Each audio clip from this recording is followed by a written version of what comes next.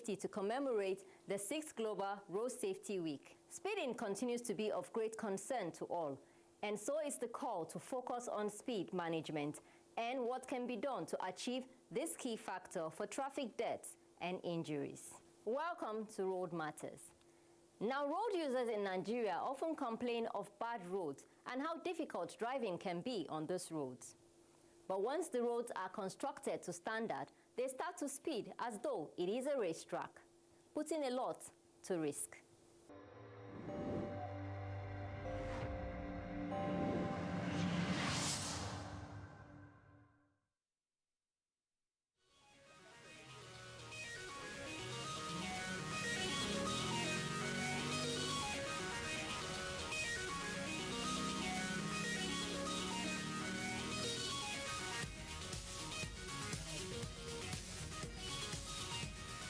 That wasn't the popular car race game. That was a man in a haste, over speeding. Speeding, either on highway or within the residential city areas, do not add much value. Rather, it contributes immensely to the number of road crashes, fatalities, and disability from road crashes. We're just going to CSC along this express. So vehicles were coming and passing and passing. All I heard was the heat from my back. I lose control. As I lose control, almost to enter express, but I control it down to this place. I did not even know the car that hit me, but I saw the one scattered on the express. That one hit another one that finally threw them out there. So the man came out and saw me with phone. People rescued me out, so I had to pick my phone. So he was saying I was making calls. I said, me making calls? That was the one driving. The one that was with the phone was with my son. And he was not even making calls that, okay, collect my phone and check when the last call or whether I call came in before the incident. At least you use your phone and call your Oga. So we have to know that time because me, I have not called anybody. So what they did was to call the Oga. Oga came with almost like 15 mobile policemen, all gone. When they came, they just tell me to thank God that no life is lost. That is all what the CSP told me. Maybe he was distracted. As he said, I was the one making calls. Maybe he was making calls because I did not hit anybody. It's the impact of his hitting that threw me out here. What is your speed limit and why do people speed? My speed limit is 180 kilometers per hour. If I'm traveling for somewhere that is far, sometimes I go to 120, but I don't go above 120. You know, many people speed for different purposes. Sometimes you might like to speed, maybe if you see a good road and probably you are in a haste. There are some things that are used to make some people to be speeding. And they want to meet up with the time that they put in their mind. I want to get to that place in so time. While some people speed because they want to know how it feels when you speed. While some people speed because somebody told them that when you speed like this, you notice some of your wheels are doing this and that, so they want to experience that. Limit is about 60 kilometers per hour. But when I go outside the town, 120 maximum because of my age. Because we think our sons, our children, our grandchildren. So, but the younger ones can do 150, 180. But we have to think about our family, both nuclear and extended, and our grandchildren, our children, our grandchildren, so that they won't be carried. Because speed kills. We go slowly to get there faster. Because if there's anything that is speeding, we'll encounter on the road. If I go at the same speed, at my maximum speed, I'll get there faster than him. Go slowly to get there faster. That's the adage. It all depends, Sha. It depends on the road, though. When I get a smooth, clean road, it depends. If there are no cars in front of me, I take it to this thing about 90 or so. It causes accident in the roads. At times, some people may just collide in the road and die as a result of that too much speed. They are not thinking about what is going to happen due to the fact that their speed is too much. That is why these people, if they see the road is too smooth, there is no any damage in the roads, so they think they will drive faster. So that one will cause problem. We call accident in the road. Know the rules and regulations for attending driving. They are used to advisors at times how they are going to drive their car in the federal roads, in the local roads. So they used to follow the rules and regulations so that to avoid that accident. Individual differences. The way Mr. A reason is different from the way Mr. B reason. As a normal, mature driver, if you are applying on a smooth road and you discover that the turn is busy, at least your sense should come to you that this place is a busy turn, you have to bring that to release your speed. Who acquire driver license without, they are not being trained. They don't know the rule and regulation on the road. So they feel that as the road is smooth, you can just be marching, be accelerating, and be speeding. Before you be issued a driver license, there is a peculiar procedure you will pass that will make sure that you know the road sign. Because all those zebra crossing, many drivers don't know it. Like at the time when you park to wait for a zebra cross, they will be insulting you because they don't know it. Speed limit is determined according to individual. You move according to the space. There is a road network in this place, while other village there's no road network. So you cannot move the way is expected in the village compared to the city. What most cause speed to those our driver is most of them, they have targets. They want to meet up. Some of them have a lot of needs. So they now bring everything together to want to meet up a day. So they want to like, okay, let me drop this person on time and let me meet up. That is all. You let your mind be in a good state of mind before you're driving. That will help you a lot. Don't drive under tension. Don't move under tension. If you know that you're under tension, you don't need to go under steering because it will cause more havoc to yourself. At the end of the day, where you are hurrying to, you will not be there. As a driver, you are welcome is the best language than you are sorry. My speed limit is 60, 80. But when I get there, my wife is worrying me about many things. I will confuse. I'll start going 140, 160. Maybe your wife says you should give her money for so and so, and maybe you don't have enough, and she starts, worrying you, and you might start thinking about it. Maybe instead of to maintain 80, you start seeing yourself going on 120 or even 160. So I don't know. So all those factors can cause, you will not be able to control your speed limit. If the women can help us so that to balance our mental distance, I think we can go a long way to maintain our speed.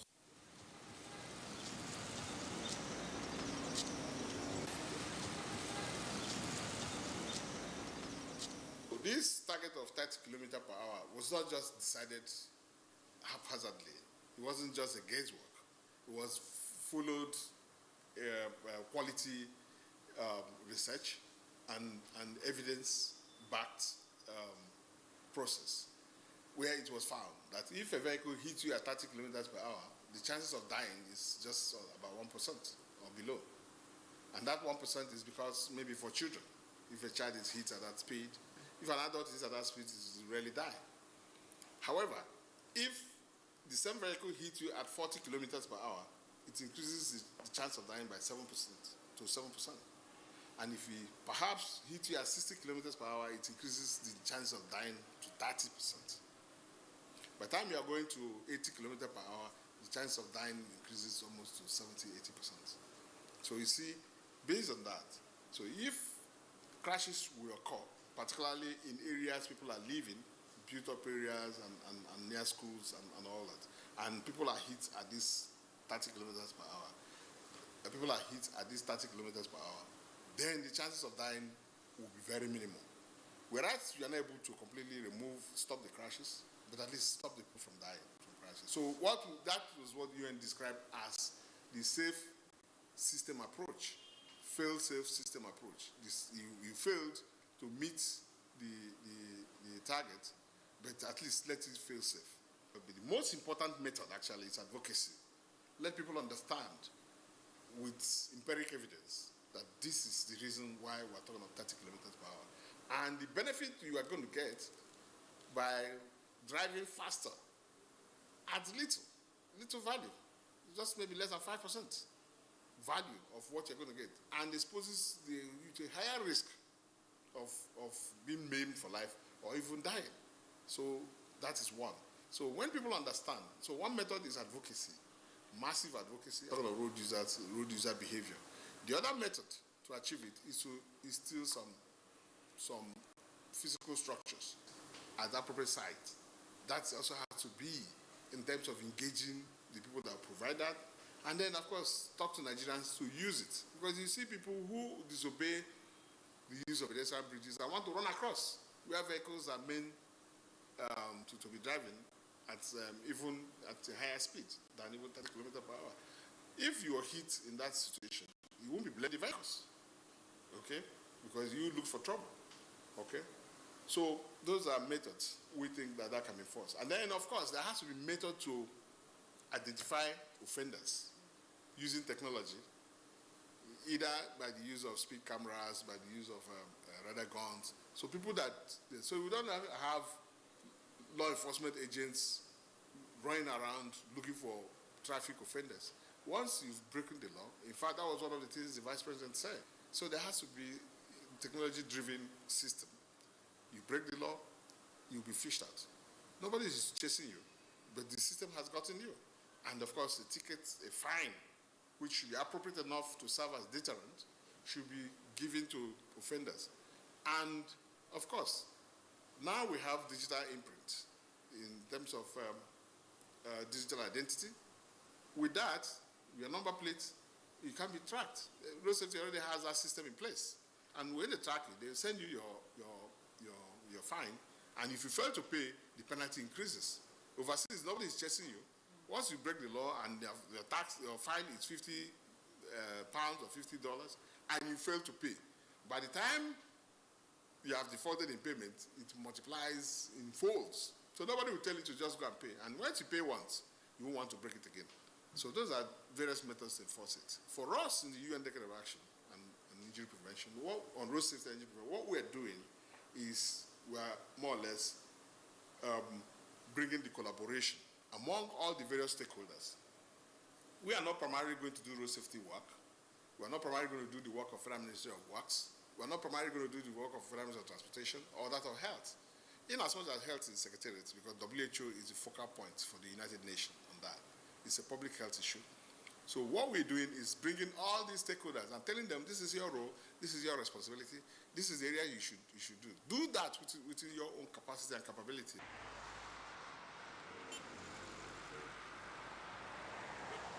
Managing speed is very key to address the issues of road crashes and essential for a safer road.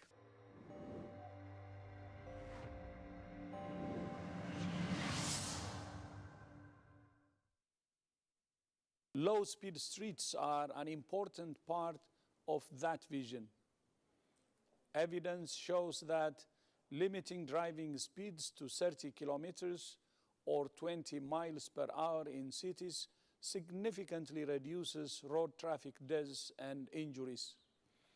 It also promotes healthier lifestyles through walking and cycling and decreases air and noise pollution. WHO is committed to supporting countries and cities to implement speed management and other safety measures. Cities must not only set sensible speed limits, but also enforce them.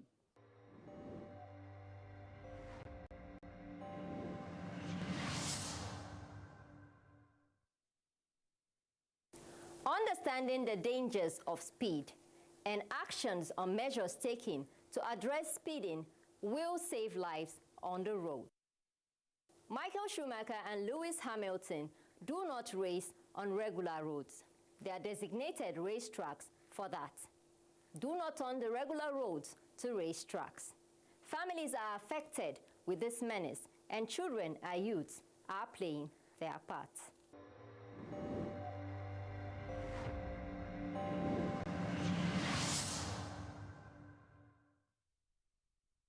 Road safety is cool.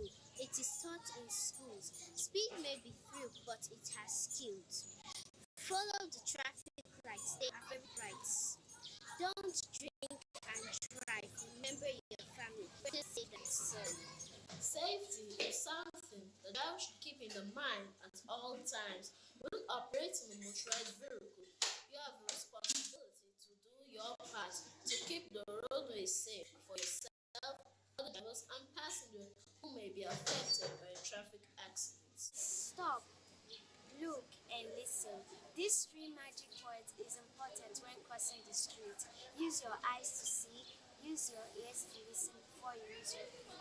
Staying alert, avoid assumptions, use turning signals, respect the yellow light, bring your vehicle to complete stop when you see the red light, obey speed limit. These are my safety tips I have for you on the road. Never chase speed, never make negative decisions at need time. In word, mind. Trees are slow to grow, but they're the best fruit. Good things come to those who wait for fruit. Keep patient and drive slowly. Not only a slagging, but is a way of life. The road. Over 2,000 lives has been lost on the road. How many more needs to be lost until we take action? The road as we see it is another position for the people to mobilize themselves from a place to another. But how can this be done when the roads are compromised? How can this be done when the roads are not managed? How can this be done when there is overspeeding on the roads? How can this be done when a man is speeding at 120 on a road of just 60? Every road signs and road maps must be strictly adhered to, as they are there to inform and to educate the drivers as they move. Every road sign are not just there just to be seen and to continue the movement. It's there to prepare the driver of what is to come. It's there to prepare the driver of what he is likely to meet. Every road sign there must always mark children crossing, a U-bend, a L-bend, a V-bend, maintain 60, maintain 80. You must not violate these rules. Some drivers are still reckless. Some drivers still drive like there's another life beyond the life they are having. No. Every driver out there is precious, just as our roads are precious. We must use the road carefully. We must use the road judiciously. Don't drive drunk. Don't drink and drive. Don't drive and drink. All you need to drink is water. Alcohol in your car while driving could endanger your life. Ignoring the road signs could endanger your life. Overspeeding could endanger your life. So why should you lose your life today when you can make it a better possession of yours tomorrow? It's better to be safe than sorry. Don't be a victim of accidents. Stay alive today, and tomorrow you'll be a better person. I am Isaac Ido. Stay alive.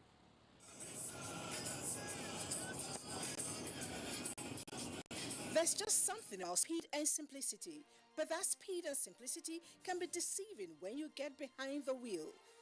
30-year-old Emily sent this text message to her husband: "I love you and I'll try to make you happy." Moments later, Emily was killed when her car slammed into the back of a tractor trailer. 18-year-old Midi was also texting when his car slammed into the back of a truck at 80 miles per hour. His final text was, "Driving and Facebooking is not safe. Ha ha." You probably think that this thing can happen to you. You are not alone. 55% of young adult drivers say that it is easy to text and drive. 3/4 of the same young adults feel that they are really good texting behind the wheels. Reality is, they are all delusional. That quick look at your phone takes longer than you think. 5 seconds are really long. Imagine you're driving on the road and someone suddenly covers your face for 5 quick seconds, like this. You will probably feel very lucky if you didn't crash. But you chose to take your sight off the road just like that anytime you're sending or reading a text. Texting and driving is fast becoming the leading cause of teens' death on the road world over, surpassing even drinking and driving. But if you think dying in a car crash is the worst thing that happened to you, I tell you it is not. You can survive after you've killed someone else. Imagine spending the rest of your life knowing you killed someone just because of a text message. Now imagine going to jail just because of text message. Still think it will never happen to you? Still think you're the special one? There are so many that have been found guilty of texting while driving. But you can make a difference, just like so many young people have vowed not to text and drive. Leave your cell phone alone while driving. If you must send a text message, pull off the road into a parking lot or anywhere that is safe. No text is so important that it should cost your life or the life of someone else. You are not different. You are not special. You're just another accident waiting to happen if you do not desist from texting and driving. So, don't text and drive. Keep watching Road Matters.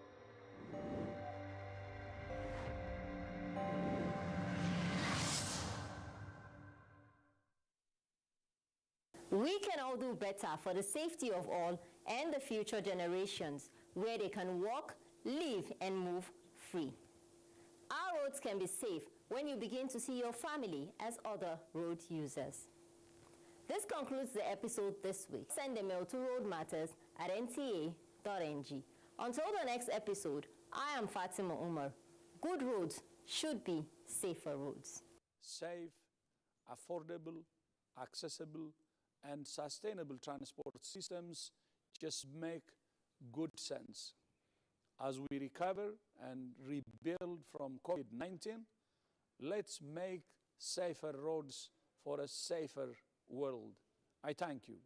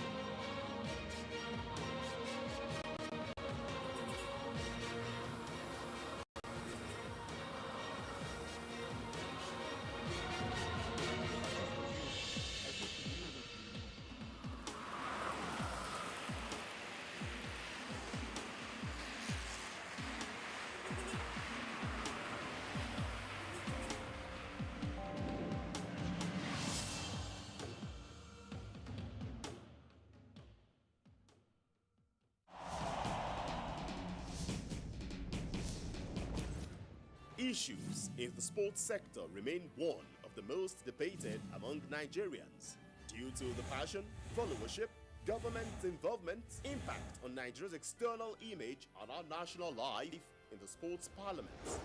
The NTA offers Nigerians deep views on issues with experts in the sports sector, offering in-depth analysis, hindsight, insight and foresight towards elevating Nigerian sports to the zenith on the floor of the sports parliament.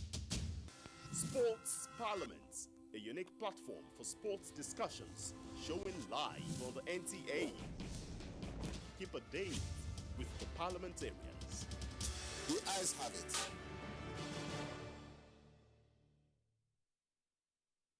The sunflower, Helianthus annus, is an annual plant in the family Asteraceae with a large head, capitulum.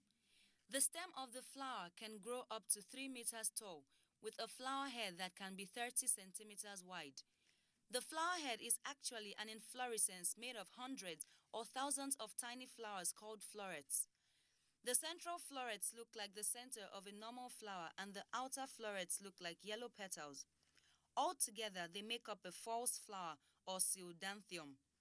The benefit to the plant is that it is easily seen by the insects and birds, which pollinate it, and it produces thousands of seeds.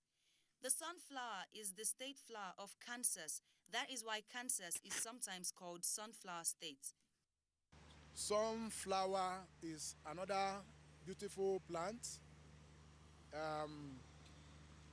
Its flowers are usually very big, and like it's called sunflower. It does well during a dry season. It can also do well even rainy season. So it's not a seasonal plant. But where it blossoms fine is during a dry season.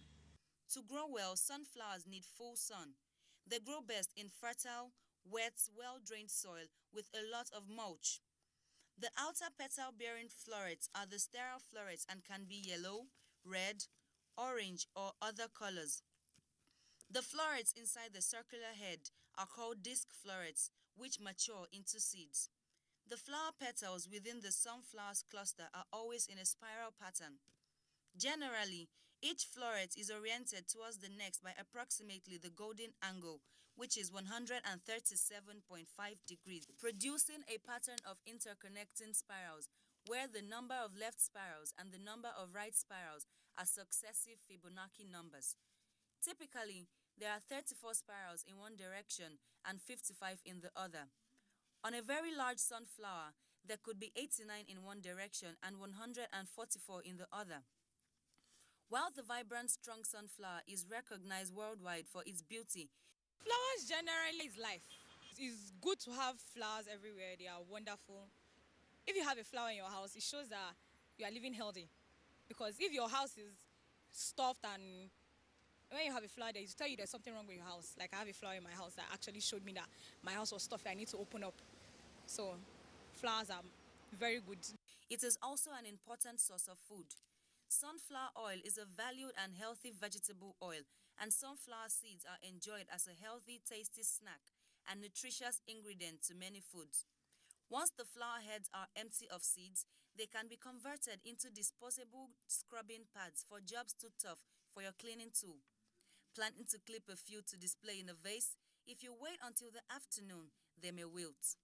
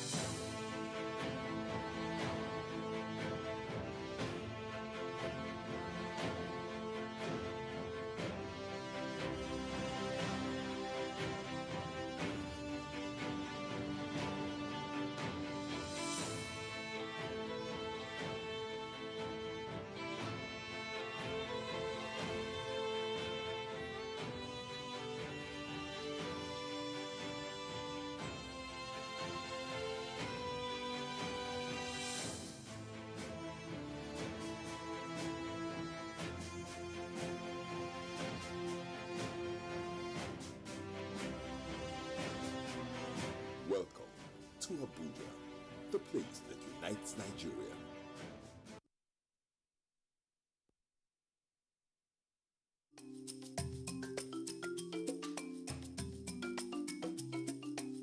Did you get to see the way Daily Babadu pulls this? Don't forget to send in your messages. There's a difference between picking, child, and issue. That is you can do more with less people. If we have a better way of addressing these issues, taking care of... Congratulations, you were able to sign Timo Werner from RB Leipzig. So you take water before you...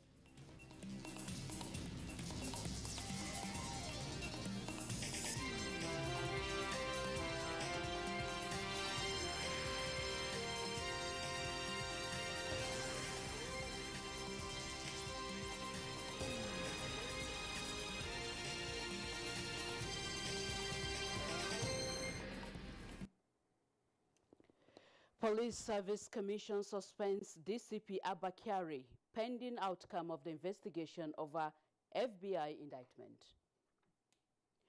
NDLEA apprehends lady with 35 wraps of cocaine inside undergarment at Lagos Airport. Federal government plans proper documentation of vehicles in Nigeria as FISC begins clampdown on traffic violators. Plus, Nigeria's D Tigers lose final group game at Tokyo 2020 Olympics as Akwa United secure Made in Nigeria Professional Football League title after trashing MFM-FC.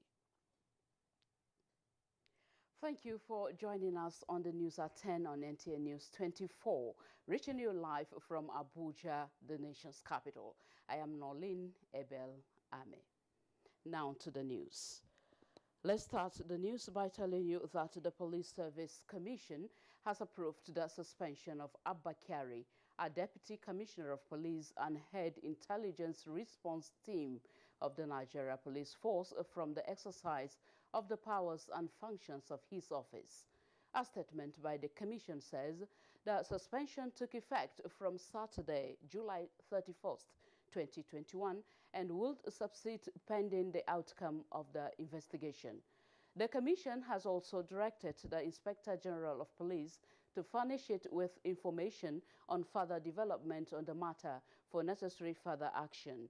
It would be recalled that the Inspector General of Police, Usman Al-Khali Baba, had earlier recommended the immediate suspension of DCP Abakari, head of the Police Intelligence Response Team, from the service of the Nigeria Police Force, pending the outcome of an ongoing internal investigations. This was indicated in a letter from the IGP to the Police Service Commission dated 31st July 2021, noting that the recommendation for the suspension of the officer is in line with the internal disciplinary processes of the force. The IGP had also reaffirmed the commitment of the force to the rule of law and assured the public of the sanctity of the prop, as well as the absolute respect for the rights and privileges of the officer throughout the period of investigations. Meanwhile, police in Zamfara State have rescued 2 of the kidnapped students of Federal Government College Birni Yauri, Kebbi State. The kidnapped victims were rescued in Dan Sadau district of Maru local government area of Zamfara State. Jamilu Ibrahim has more. The rescued 17-year-old Bahari Farouk and the 15-year-old Mariam Abdul Karim are among more than 190 students at Federal Government College Birni Yauri, Kebbi State, kidnapped by bandits in June this year. They were rescued by the tactical operatives of the Zamfara State Police Command deployed to Dansaro district in Maru local government area of the state after they spent more than 40 days in captivity. The victims were immediately taken to the hospital for medical checks, and they were debriefed by the police yesterday, and by the grace of God, we want to take them to Kebbi State this morning. While Mariam Abdul Karim is a native of Bushishi local government area of Niger State, Buhari Farouk hails from Engaske local government area of Kebbi State. I am so grateful to the Almighty for the protection and also reuniting us with Mariam. We're so grateful to the government. Police say the rescue of the 2 kidnapped victims is a strong indication that other abducted students of the FGC Birni Yauri could be located in Zamfara State. Hence, effort has been intensified to rescue them unhurt. In a related development, Zamfara State chapter of the Nigerian Medical Association has issued a 2-week ultimatum for government to secure medical facilities across the state. This is one of the resolutions reached at an emergency executive council meeting of the association held in Gusau. In the event that the government and security agencies fail to secure health facilities, will be left with no option than to adopt a strategy of temporizing healthcare services in the state by closing all health facilities at 6 p.m. daily. The enemy's decision is coming barely 24 hours after a gang of armed bandits attacked General Hospital Lansado, a Maru local government area of Zamfara State, where they kidnapped a ward attendant and a patient's relative, while 2 nurses sustained injuries. In Gusau, Jamilu Ibrahim, NTA. Still on activities of the police, Kaduna State Police Command has apprehended a total of 39 suspects for their alleged involvement in various crimes, including kidnapping, banditry, and gender-based violence. Haruna Mohammed reports. The suspects were arrested from various parts of the state with various kinds of arms and ammunition recovered from them. Outgoing Commissioner of Police, now AIG, Musa Mori, says policing Kaduna State, especially in tackling banditry, has been a Herculean task. He gave a review of the successes recorded by the police from January to date. Number of kidnapping suspects arrested 90. Number of kidnapping victims rescued 198. Number of homicide cases reported 66. Number of homicide suspects arrested 126. Number of cattle rustling cases reported 15. While calling on the public to be security conscious, AIG Muri reiterates the need for people to volunteer useful information that will enable police to nip crime in the bud. In Kaduna, Haruna Mohammed, NTA News. The mastermind of Kano missing children, Paul Onwe, has been sentenced to 104 years in medium security custodial center Kurmawa by the Kano State High Court. Muhammad Rabiu Ali reports that the defendant, during the court session, pleaded guilty. The 38-count charge labeled against Paul Onwe was based on the information provided by the Kano State government. Presiding judge of the Kano State High Court, Justice Zuera Yusuf, while delivering the judgment, sentenced Paul Onwe to 104 years in custodial center for conspiring, among other 5 accomplices who kidnapped children under 10 years from Kano and sold them out at Onitsha in Anambra State. Justice Yusuf therefore categorized the offenses of Paul to 3 classifications. The first category was that the court found Paul guilty in count 2, 8, 9, 21, 27, and 34, thereby convicted him to 7 years on each count, without option of fine to the sum of 100,000 naira. Also, he was guilty in count 3, 5, 10, 11, 22, 28, and 38 head count, sentenced to 7 years. While in the last category, Justice Zuera said Paul was in contravention of count 4, 12, 13, 29, and 38, and therefore convicted him to 4 years on each count without option of fine, and ordered that all the counts shall run consecutively. Although the remaining 5 defendants pleaded not guilty for all the charges labeled against them, hence their trial will continue. Muhammad Rabiu Ali, NTA News. Now, to fight against drug trafficking, the National Drug Law Enforcement Agency has apprehended a lady at the Murtala Muhammad International Airport, Lagos, with 35 wraps of cocaine. In a statement by the agency, the lady, who was caught during an outward clearance of passengers on Air Cote d'Ivoire to Monrovia, Liberia, from Lagos Airport, tucked the pellet of cocaine in her underwear to beat security checks. In another development, an intending male passenger going to Istanbul was arrested with 78 grams of cannabis mixed with dried bitter leaves at Gate A departure hall of the MMI on Tuesday, 27th July, during an outward clearance of Egypt Airline to Turkey.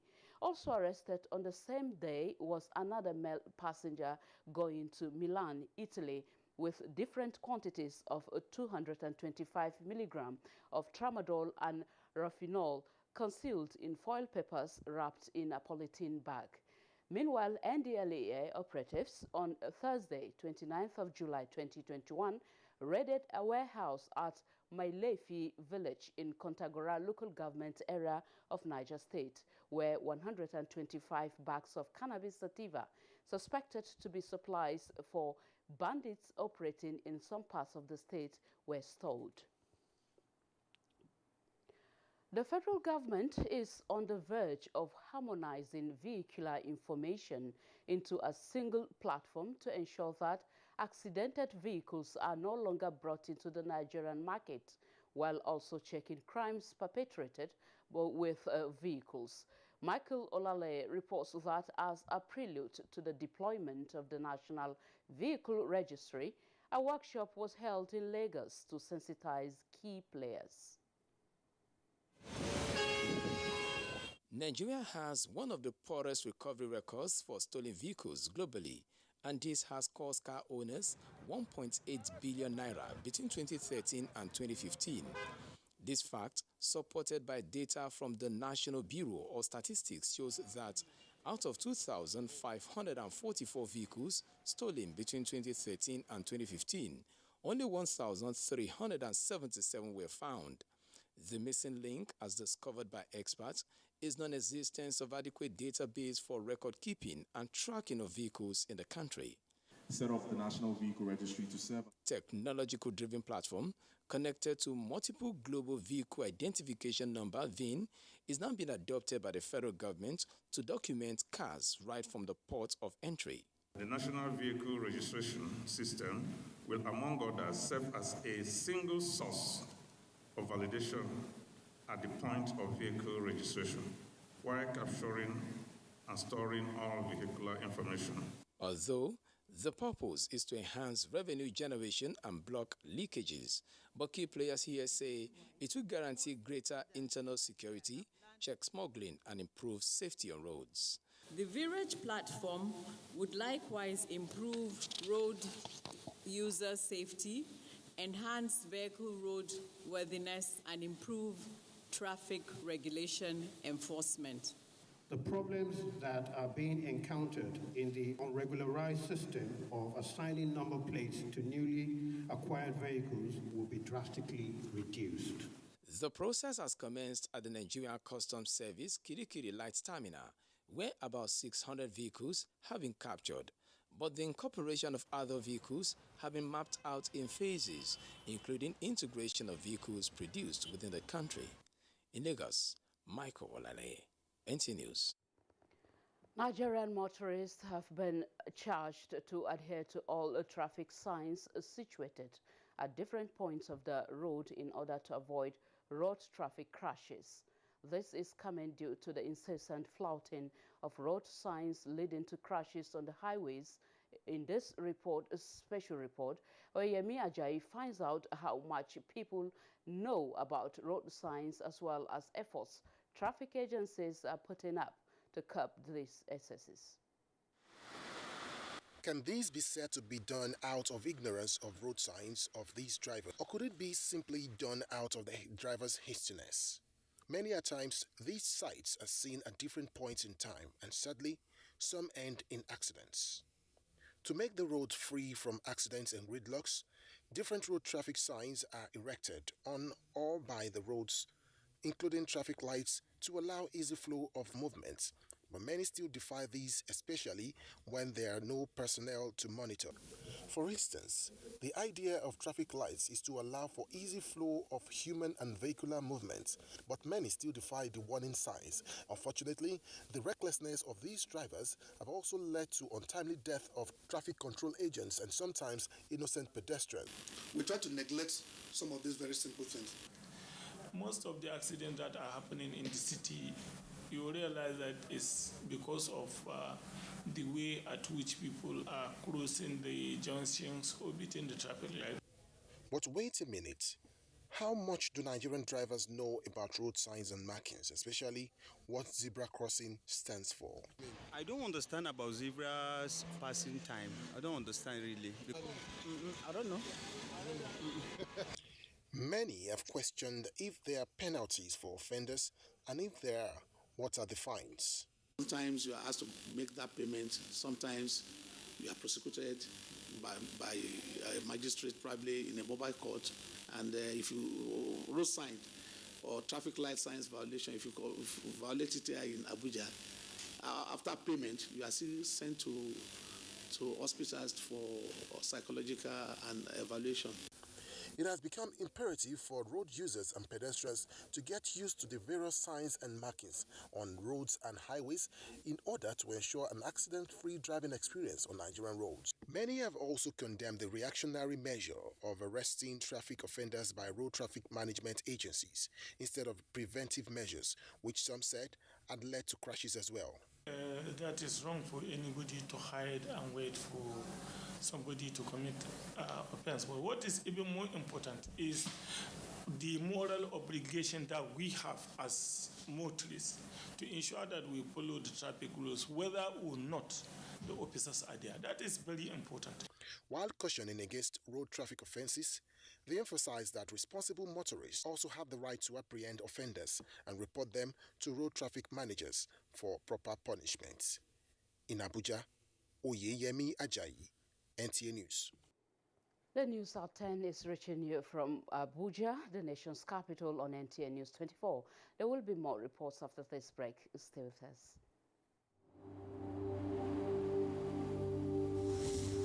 For now, the best and most efficient way to avoid getting infected is through regular hygienic and sanitary practices, as well as social distancing.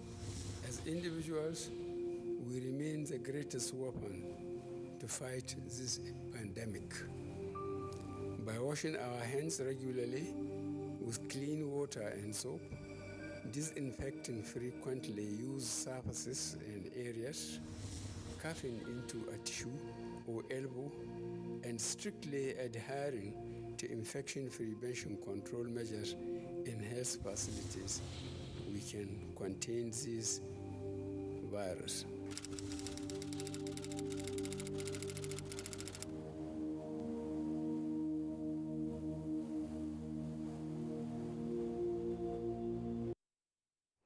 Thank you for staying with us on the news at 10. And still talking safety, it won't be business as usual anymore for traffic light violators in the Federal Capital Territory, as the Federal Road Safety Corps will be heavily clamping down on offenders.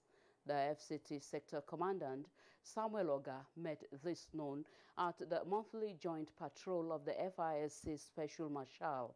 He said the Corps, in collaboration with some other road traffic enforcers, will be strategically located at some hot spots to arrest and prosecute offenders with several degrees of fines. Use of traffic lights. Now, for anybody that will disobey traffic light for any reason, the vehicle will be impounded, and of course, he will be made to go for evaluation in a government hospital and some other measures. We're also thinking of the possibility of charging those people to court. If you are one of them, you have to be careful, particularly the taxis, the cabs. They never obey traffic lights in FCT, and we are all out for them. And for critical offenses like overloading, use of phone while driving, overspeeding, violation, route violation, and so on and so forth. Phase 2 of Jalingo Karim Lamido Federal Road in Taraba State has reached a significant level of completion, even as some benefiting communities occasionally interrupt smooth progress of work. Adamu Haruna Adams reports that Federal Ministry of Works and Housing has appealed to the communities to cooperate with the ministry and the contractor. It was during inspection of the project. Phase 1 Jalingo Corner has been a done deal, and road users are plying it without any hitch. Corner Law, which is the Phase 2, is being aggressively executed, and work has reached some appreciable levels. The only constraint we did not envisage we were going to encounter the level of unsuitable soil that we have seen. I am impressed, fully impressed with the progress achieved so far and the quality of work that is being done here. Impressive performance, 36% completion at 28% time lapse, and virtually less than 1 year. However, the Director Highways calls on people of Taraba State, particularly those in host communities, to cooperate with contractors. I received reports of youths going to barricade the contractor's yard to demand for compensation for their crops. La Sheke Bridge along Pantisawa Federal Road, Yoro local government area, which was awarded in 2012, is still not completed. Inspecting the project, Mr. Celestin Shagusu directs the contractor to return to site. In Jalingo, Adamu Haruna Adams. Let's shift our attention to politics now, as Governor Simon Bakola Long has commended members of the All Progressives Congress in Plateau State for their peaceful conduct and maturity during the World Congresses of the party held throughout the state.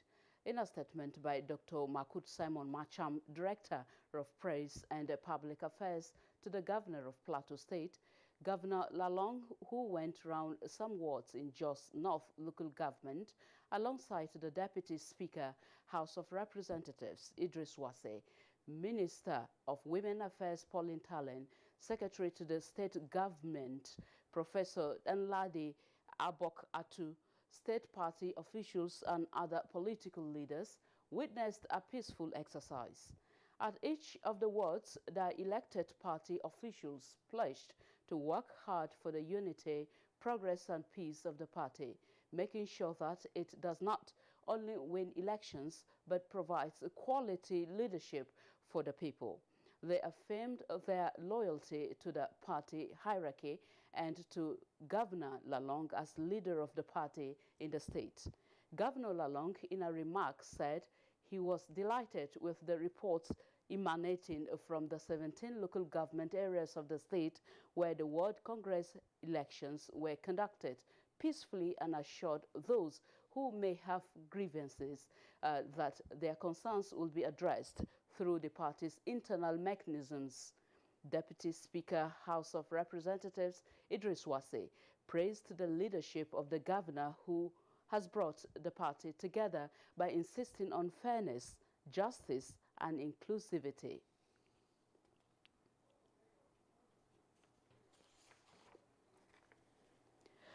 Still on politics, the All Progressives Congress has elected leaders to run the affairs of the party in various wards across local government areas nationwide. Momso Demian Ati compiled reports on various congresses held in some states.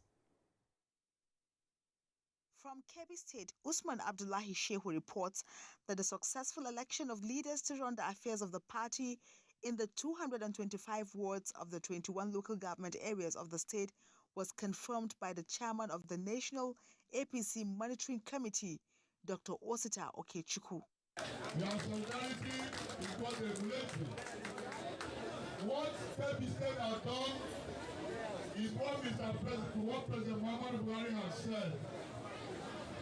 That for us APC to win again in Kebbi, to win again in Nigeria, we must build from bottom to up. The ESCO of 2018 were the ESCO that were holding the party when we were elected in 2015.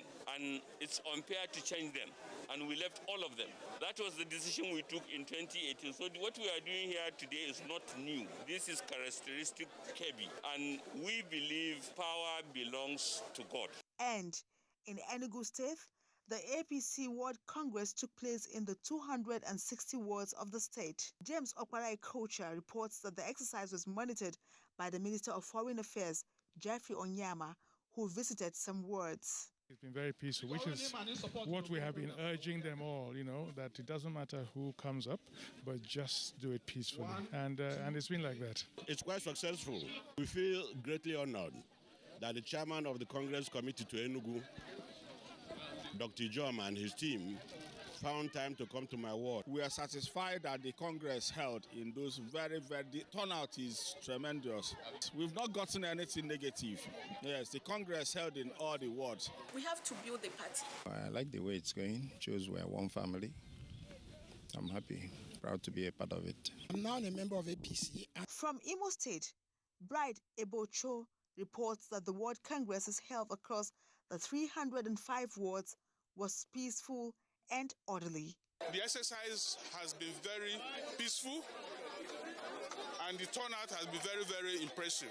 We have produced an ESCO that will lead this ward for the next victory of the party. The people that emerged are credible people. Everything went well. There was no quarrel. Everybody was in order. Everything went well. And finally, from Gombe State, Governor Inuayaya has charged APC supporters to acquire their voters' card to enable them fully participate in future elections. Abbas Mekano reports that the governor spoke shortly after affirming the leadership of the party in his ward, following a consensus reached by all stakeholders in the area. To 2023, we are transforming our leadership from the ward to local government to state up to the national level. And we are complying with the advice and guidelines as stipulated by the constitution of the party. The ward elections is a fulfillment of the party's constitution. Momso Damien Dati, NTA News. The United Nations Industrial Development Organization, UNIDO, is willing to complete the construction of 6 mini hydropower plants in Nigeria within 4 years and also secure $2 million to support the one at the Obudu Cattle Ranch. Regional Director, West and Central Africa, UNIDO, Jean Bakole, revealed this during the signing of an agreement to support Cross River State in its agro-industrial revolution drive. Paul Abel reports. Cross River State Industrial Revolution has attracted several interests from within and outside the country. And UNIDO is not left out, as its team is on ground to leverage on these feats in partnership. With the pronouncement of champion of industrialization in Nigeria on Governor Ben Ayade, the visit afforded the team to present the Cross River State Industrial Policy Plan, gap analysis on Cross River Pharmaceutical Company, and signing of trust fund agreement for the implementation of the State Agro-Industrial Park. That's the first time since we have been moving our cooperation in the country. We signed a SEDGE with a state in Nigeria. With this gap analysis and ultimately fulfilling all the recommendations of the gap analysis, the Cross River Pharmaceutical Factory, which is indeed, like you rightly pointed out, the only pharmaceutical factory south of Nigeria, it will then be producing drugs to deal with issues that are very fundamental to public health, to deal with issues of hunger, poverty, things like malaria, things like yellow fever. Part of UNIDO's support to this industrial revolution include providing rural agricultural transformation centers, one in each senatorial district, with 3 major crops such as cassava, groundnut, and any other within 1 year, while planning to set up a mega agro-industrial park to serve as hub to these centers. In Calabar, Paul Abel, NTA News. Our second promo beckons. Stay with us.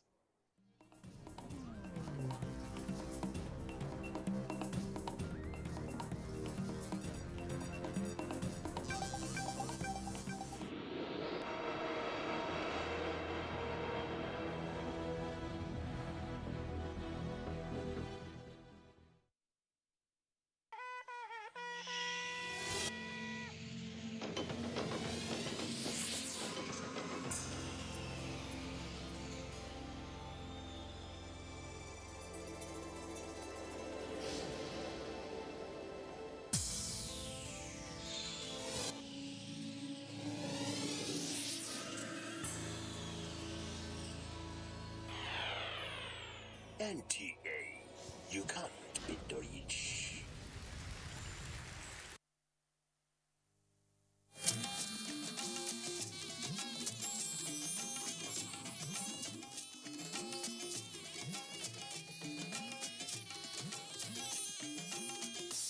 This is the network service of the NTA. You will have to jump off a cliff just knowing that you will not crash.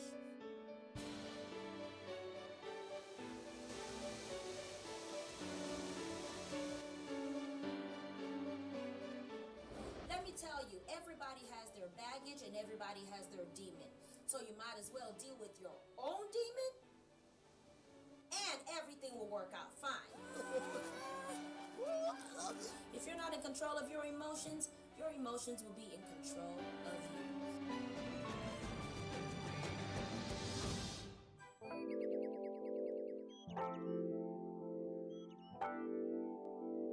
Thank you so much for tuning in to another episode of Emotions with Omenasa. This is a show where I encourage you and I remind you that if you're not in control of your emotions will be in control of you. Once again, thank you so much for tuning in to Emotions. Omenasa here. Today, my topic is absentee father. And for those of you who follow me on social media, like you know that there was this whole week where I was just talking about absentee fathers. I talked about absentee fathers for a very, very long time because I noticed that it's such a major topic. We have a lot of fathers who are there but not there. We have mothers who are there but not there. And that makes it so complicated. You know, because like sometimes I have even heard people say that it's better that the parent is dead. And that way, like you just know that the parent has died and then you mourn the parent. But for the parent to still be alive and they are not there, it makes it sort of ambiguous. And it comes with a lot of complexities. So the absentee fathers, we have absentee fathers who are alcoholics, and that's why they are not there. We have absentee fathers who love their wives more than they love their children. We have absentee fathers who, absentee men who love their children more than they love their wives. We have fathers who have a different religion from the religion of their wives, and therefore now they are absent. We have fathers who are married to their jobs. We have fathers who are married to their ambitions, fathers who are married to their security blankets. And my guest is Gina. Thank you so much for being here. Thank you. Please go ahead and introduce yourself. Oh, my name is Gina Michael. It's nice meeting you. It's nice meeting you as well. I'm so grateful to be here. Thank It's a you. privilege. Thank you. Thank you. So let's hear your story, absentee father. Well, it's a really touching one to me because sometimes I don't like going back there. But though it's late, my father is late, but before he died, there are stories, just like they say, there are just things that we do. It's like a legacy where we leave the things we do, little things, they really count, especially in the life of a child. So they leave memories in them, no matter how, even if you're still alive, you're late, but they are still there. So my own story, my mom told me my father left when I was 2 years. So, and that 2 years, and my brother was 2 months. So it's actually, we grow up, I just grew up knowing that it was my mom I knew. To some extent in my life, I was telling my mom I needed to see my father. Where is she? Not like he left her without, like they were having issues. He said he was going outside the state where they actually reside for a greener pasture. But then he never came back. I never saw him. And it was so devastating. I kept worrying, like, how can I just see other children growing up? I would hear daddy, daddy. I've never had anyone to call daddy. It was so devastating. So what I did a striking thing. There's something I did growing up. At the age of, I think I was 13 or thereabout, I said I was going to look for my father. It's a really interesting story to my life. Sometimes when I sit back, I begin to memorize on the story. It's funny to me, like, do you know how far I went? On my own, I just told my mom, I'm just going to go and look for my father. I just hear it's there. One thing I knew was that he don't send anything to her. There was no communication. There was nothing. She was just struggling, only her, to raise us. It was really, really hard on her. So I said I was going to look for him in Lagos, in the city of Lagos. Where does he live? I don't know. Where is he? I don't know. Without an address, without anything, without mindset of a child. I don't even know where I was going to. Funny enough, do you know what I did? One day, they brought, there was a burial. People came from Lagos. I said I was going to go with these people to Lagos to go and look for my father. I just believe, without mindset, as if it's a little village or something, just a little place. So I was going there to look for my father. How? I sneaked into that bus. I just remembered I was seated inside one yam bag like that, like at the corner. I said I was going to Lagos. Nobody that actually knew me. I was just a child. I joined them. So I was just going. So where Lagos to look for my father? God can be so kind. I never got missing. It's really funny, but that was what I did. I journeyed into that bus. We're going. Along the road, they stopped by to ease themselves and eat and all that. Somebody noticed me, how God can be with an innocent child. Someone noticed me and said, you, who are you with? I said, nobody. Where are you going? Lagos. To go and do what? To look for my father. Your father. Who is he? I called his name. Where in Lagos? I don't know. How old were you? I was, I think, about 13, 12, 13 or thereabout. And you're going to Lagos? I said yes. And how God could be merciful. The person that was asking me these questions was actually my aunt. Wow. It was my father's elder sister's daughter. Okay. You see how lucky I was. So your cousin? It was my cousin. Yeah. My cousin, yes. And then she was interested. Before she even got to know me, she asked me, what's his name? I told her. She was like, it's a normal English name. she wouldn't know who the person was. She now said, okay, in that journey, she was the one that bought food for me. And from there, she was so interested in the little child. She said, this is your father. Do you know his family name? I called the name. She said, Jesus. Are you going to look for him? That was how she took me by her hand to her mother. I would have gotten missing in Lagos, probably. Because I didn't know where I was going. I didn't know where Lagos is. And you were coming from where? I was coming from the village. Funny enough. Like which village? Like my village. Because what happened was, I didn't really grow up. After my mom had actually raised me to some extent, I started living with people. I live with different aunts. I live with different people just to survive. So there was this time I had to I was tired of everything. I just needed the love of a father. I just needed someone to call my father. I just needed someone to just feel that parental guidance, you know. But it just seemed like there was no one there. You know, it's different when you live with people. You don't really feel the impact of having the parents. So it actually affected me. So I took that bold step. So I left the city. I heard, you know, that my father was around in the village. So I know the person I was living with, I had to beg, they said my father is around. I want to see him. So when I got to the village, it wasn't there. Okay. So I just stayed for some time, and now, luckily that incident happened when they brought, there was a burial and the people came from Lagos and all that. I had to journey with them in that bus. Okay, and then you journeyed with them. I journeyed with them. So from there, that was how you started your venture. That was how I ventured to Lagos. I journeyed to Lagos in search of him. You know, this thing it's not something that we should just parents. I'm using this medium to talk to parents out there. No matter how bad it is, no matter how bad the situation is, even if you seem like you don't have this money, things are not well with you, but at least that care, that's what matters more to the child. That care. You know, children can be very uncomfortable even if they are soaking Gary with their parents sometimes. Yes. So they just want to know that my parent is there. You get so. And luckily, my sister, my cousin, took me to the mother. She shouted. She was like, so my brother had a grown child like this, and he has been in this city. I don't want to say the thing she said, you know. Yes. She was dumbfounded. Exactly. So it was that bad. So I had to. She prepared me. I slept over in her house. She said it was God that saved me because I would have actually gotten missing in that Lagos. Now reunited with him. So she called him. Now, he was just looking at me because really he don't know me. Even if he had passed me, he doesn't know me. Were they married? You know, the village kind of marriage. Okay. You could just you paid something, you paid bribe, and you could just pay bribe price. Just a local kind of marriage. Yeah.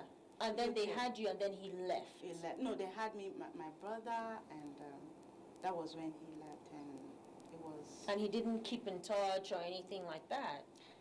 He didn't. So how was his response, and how did you feel? He just saw me like a stranger. He was just looking at me. I was looking at him too. Because even when I looked at myself, I know I looked so much like him. Even him, he knows I look like him. I was like his photocopy. Even when someone sees both of us no, this is not this should be your daughter. She looked so much like you. That was how. Even then, he had to take me along with him, and I noticed so many things has happened in his life and all that. But at that point, he wasn't having anything. I just discovered that I had to, this journey of me living all by myself still continues. I was just there.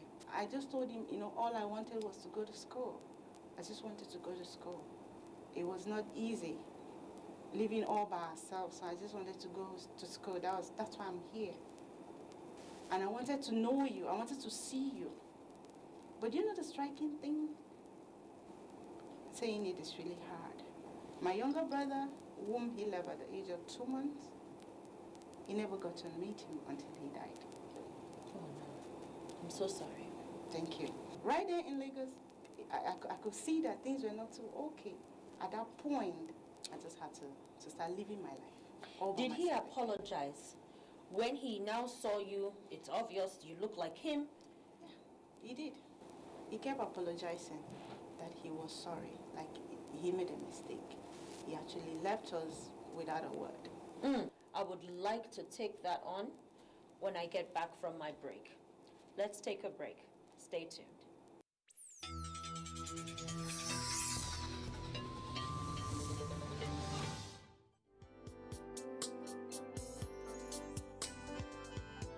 Welcome back. You are tuned in to Emotions with Omenasa. And we've been talking about the absentee father. An absentee father is a father who is there but not there. Like you definitely know that you have a father. And we're not talking about a father who is dead. We're talking about a father who is absent. Hence, absentee father. And like I was saying, there are fathers who are absent because they are alcoholics. They are absent because their religion is different. I have a guest here with me today, and her name is Gina Michaels, and she has really talked about how her father had her, but of course never kept in touch, didn't come to visit, didn't send money, and how she set out on a venture at the age of 12, 13 to go look for her father. And as God will have it, as soon as she saw her father, she came all the way from the village, went to Lagos.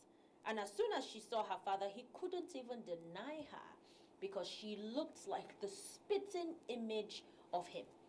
And so he went ahead to explain why he disappeared, for lack of a better word. So once again, thank you so much for being here.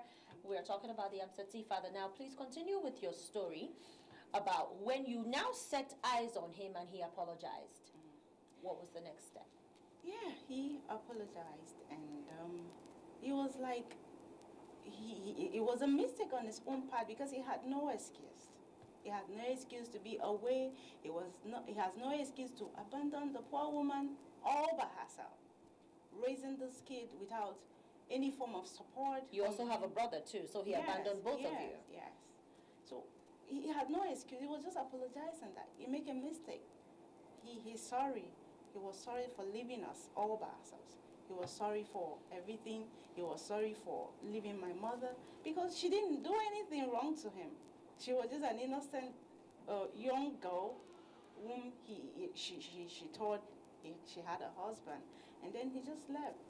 And before you know it, it's with another woman, and other things are happening around him. He just totally forgot. How can you actually forget such a thing? I mean, is it really possible? Like, you forget your own children and a wife? Like, how? I mean, it's really not a good one, seriously. Nobody should actually try that. It's not good. I mean, what could be that enjoyment out there that you want to forget your own children? Even if you don't want to stay in the marriage anymore, you could send something. You could send a stipend. Exactly. Even if it's not for the woman, but for the children. Exactly. There's this funny thing my mom told me, like, before the whole thing got totally bad, like, she didn't hear anything from him anymore. That he sent something to her. I think that was twice. Do you know what that was? The first time was a letter, an empty letter. The second one was an umbrella. That was really funny, right? At least it's an attempt. It is an attempt to something. It's really funny. Like, I mean, it doesn't really sound well, but people or parents should not be encouraged to do that, no matter what. Don't forget these kids. The only thing they need is you, your love. That's all that keeps them going. They are ready to do anything. When there and there in Lagos, I can remember I sold pure water. I'm this person. I'm so zealous in going to school. I love school. I love education. I was so determined, and there was no help to go to school. Even while I was trying, even in my primary school days, I can remember I would do anything to pay that 15 naira, 100 naira they say you should bring. You actually mentioned that when you saw him, that all you told him was that you wanted to go to school. So was he able to help you with that? At that point, like I said, I could see for myself that it was not really well at that point. So I had to start selling pure water to pay my my secondary school. So you did stay in Lagos then? Yes. Or did you go back? No, I didn't go back. I had Okay. to stay, but I didn't stay with him, even Okay. at that, because it was not really comfortable. I had to stay with his brother. But was he happy, you know, that he had a child? Like, did he assume even a mental or emotional responsibility? Because sometimes we may not assume a financial responsibility, but we assume an emotional responsibility. Oh, how are you doing? Are you eating? Are you okay? Did he assume that responsibility? As much as I can remember, he didn't really. I didn't see the much affection. It was just little, knowing that this person is my child. But to take responsibilities, I don't think he really did, because he wasn't used to it. Yeah. He wasn't used to He wasn't caring used for to it. anyone, you know. So I was living with his brother because of the school I wanted to go to. I had to, you know, the brother was on his own now with his own family. I had to sell pure water to pay my fee in the secondary school, hawk pure water in Lagos traffic and all that. Because whenever I am in school, the school fee, I'm always the last person to think of paying. I have no choice. Whenever I call him, he will keep promising, I'm coming today, I'm coming tomorrow, I'm coming today. That was next year. How he kept and on and on and on. It became embarrassing to me in school among my peers. It became so embarrassing. So I had to be selling that pure water to pay my fees by myself, because I wanted to go to school. Yeah. Now, would you say that finding him brought a certain type of closure? Because you know how sometimes you could open up a can of worms because you don't know what it will be on the other side. Would you say that this brought closure for you, or did it cause you more pain? I was before, I saw him, I know him, that that's my father. I could see he was my father, really, and that was all. Because there was never really an affection between us, because I still didn't stay with him. He sees me from a distance, he comes to visit once in a while. So the connection wasn't really there. How did your mother feel about it when you did meet him? You know, then there was no communication or no phone. I couldn't even reach my mother. She didn't even know what was going on. She just knew that this child will not kill her. She's so determined that she wants to do everything on her own. Yeah. So I even left without telling her. She just heard from people that they said they saw me in Lagos. What was the impact, or is the impact, of not having a father figure in your life? I felt... When I see people call daddy, my dad did this, my father did this. If you see what my father did, if you see, hey, my father, he will beat you. I'll just be looking, because there was no such thing in my life.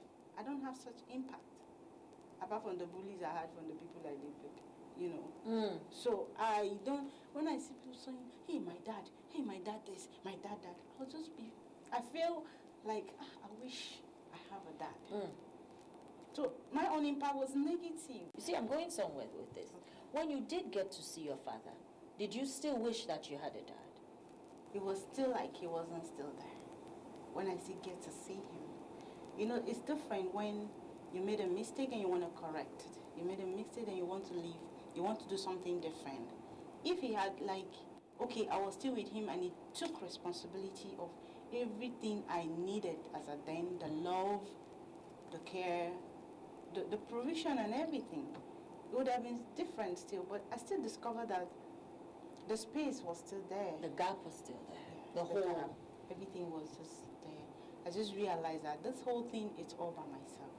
I knew as a father that I could call that, uncle, this is what is doing me. It was my mother's brother. It was the only father I knew that was a kind of close that actually cared for us. It really showed that he was the one that took the impact of a father in our lives a little. But to him as a father, it wasn't really there. I still didn't feel it. I kept wishing every day, like, I wish I have a dad I can talk to. I wish I have a dad I can tell what is bothering me, what I need per time, what it's really that thing that daughter and father, you know, I just see it even when I see it on movies. I wish it's me. I wish I have this kind of father. I wish I have a family. I wish I can just tell Dad this. And you know, it was even more difficult when you have to pay your school fee by yourself and your father is alive. Like, I'm not saying that. No, I people don't do that. People do that when your father is not capable. But this one, he doesn't really He is care. capable and just doesn't care. He just sees Just from a doesn't care. distance. Yes. It was in a short period.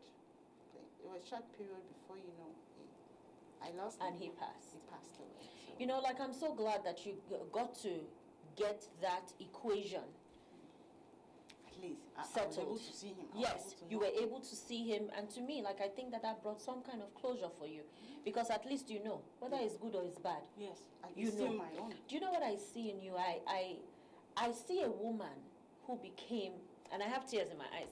I'm so sorry about that. I see a woman who became her own father. And that is where I want to leave us today. Is absentee father, absentee mother. You have to become your own parent. When you look around and you find out, there is a gap in this aspect in my life. When you look around and your husband is not there, your wife is not there, you become your wife, you become your husband, you become your father, you become your sister, you become your brother, you become that gap in your own life, so you don't become a liability on people or on yourself. Exactly. And that's what I see in you. Thank you so much for coming here. Thank you so much for sharing your story. Ladies and gentlemen, absentee father, if you are someone who was raised by only your mother, and that's not because your father died, that's because your father, and let me say this, men who don't take care of their children, it's not because they are vagabonds or they are idiots. A man who cannot take care of his child and has the capability of doing so is a man who has insecurities. He has his own issues. It doesn't mean that he doesn't care. He has his own issues. So let's not bash them. Their problem is bigger than them. However, become your own father. If you were raised in an absentee, in a home with an absentee father, become your father just like my guest. Fend for yourself. Pay your school fees. Don't go around looking for a man to be your father. No, you have God. Become that father in your own life. And I promise you, as long as you are consistent and you are integrous, God will change your story. God bless you for watching. Until next time. Bye-bye. You will have to jump off a cliff just knowing that you will not crash.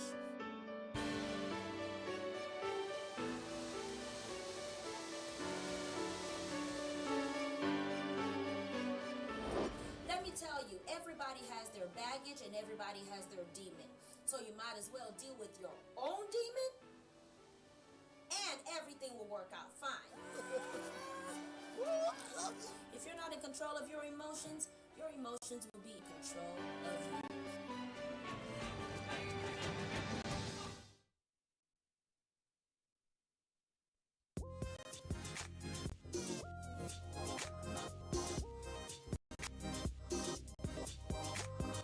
Wannan labarin ma yana peji na 36. Ita kuma babban labarin wannan jarida shine ainihin labarin da ke gaba da ita shine ta bayyana cewa ọkwa ọjọọ Ikenga eziokwu nwanne m nwoke Ikechukwu Ndukwe Igbo iji wee mee ka ụbọchị na-aga n'anya ya nation fún ti òwúrọ̀ yìí ibẹ̀ náà ti sọ pé àwọn ìgbìmọ̀ aláṣẹ ìpínlẹ̀ Benue pàṣẹ wípé ní gbogbo àwọn ẹ̀ka ní ẹ̀ka ètò ẹ̀kọ́ ní ẹ̀ka ètò ìlera ní ẹ̀ka ètò ààbò.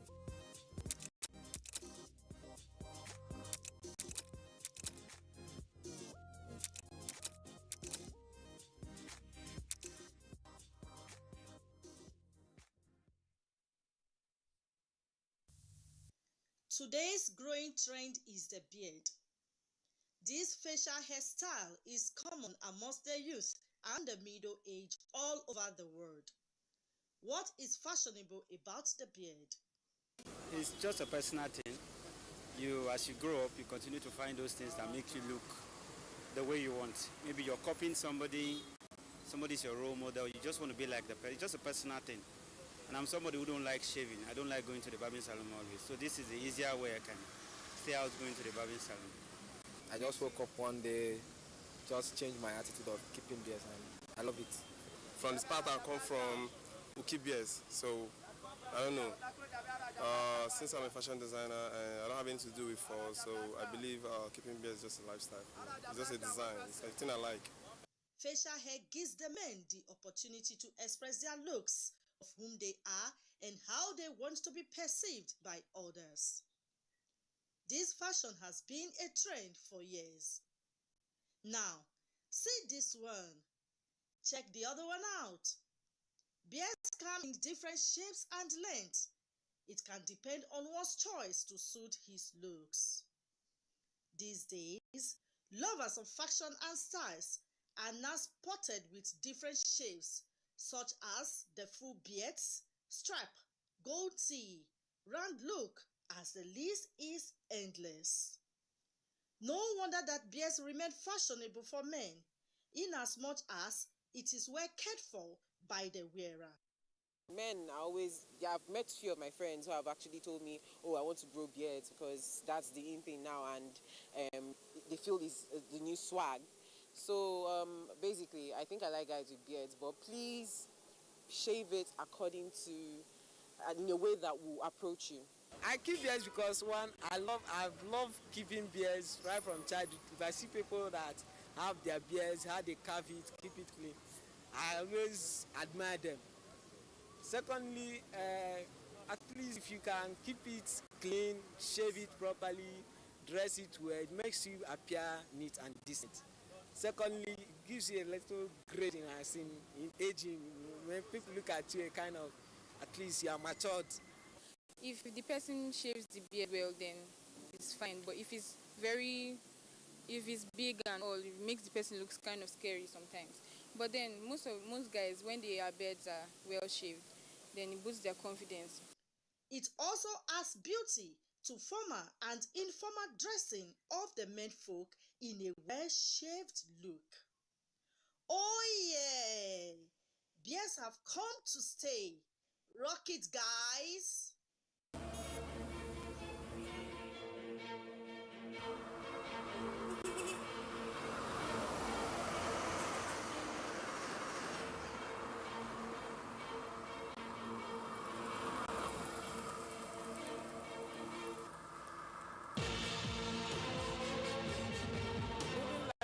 In the rain? It depends on the velocity of the rain.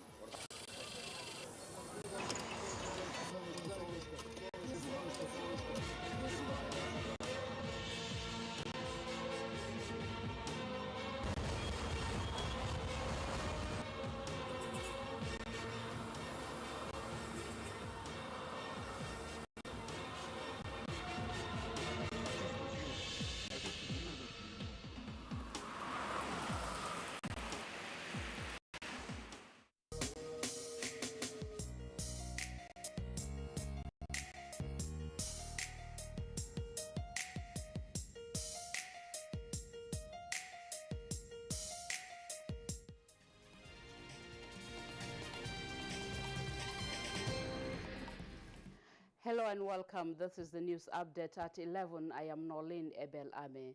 The Police Service Commission has approved the suspension of Abba Kyari, a Deputy Commissioner of Police and Head Intelligence Response Team of the Nigeria Police Force, from the exercise of the powers and functions of his office. A statement by the Commission says the suspension took effect from Saturday, July 31st, 2021, and will subside pending the outcome of the investigation. The Commission has also directed the Inspector General of Police to furnish it with information on further development on the matter for necessary further action.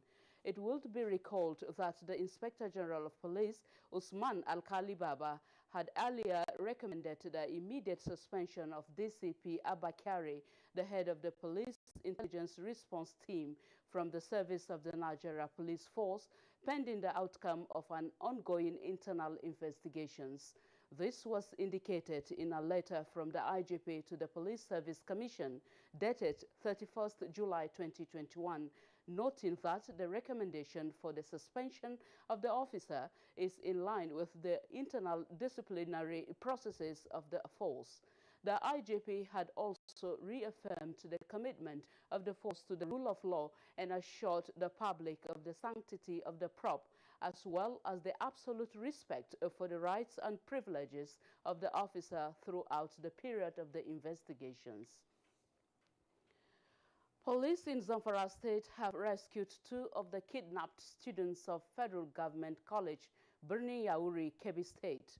The kidnapped victims were rescued in Dan Sadau district of Maru local government area of Zamfara State. Victims were immediately taken to the hospital for medical checks, and they were debriefed by the police yesterday, and by the grace of God, we want to take them to Kebbi State.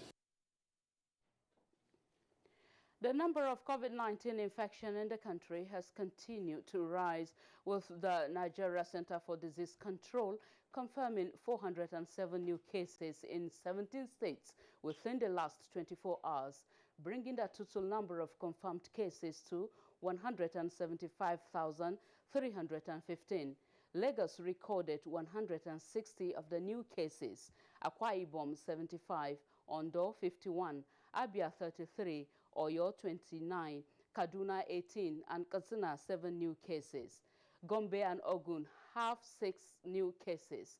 Ekiti 5, Delta and FCT recorded 4 cases. Ebonyi 3, Edo and Niger 2 cases, while Bayelsa and Nasarawa recorded just a case each. Cases treated and discharged are 165,005, while the death toll is now 2,149.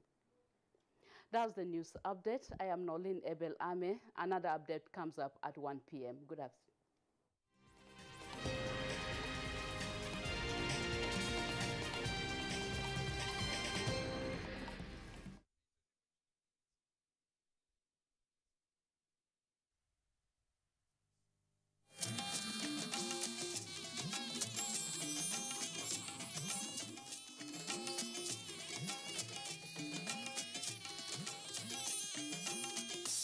This is the network service of the NTA.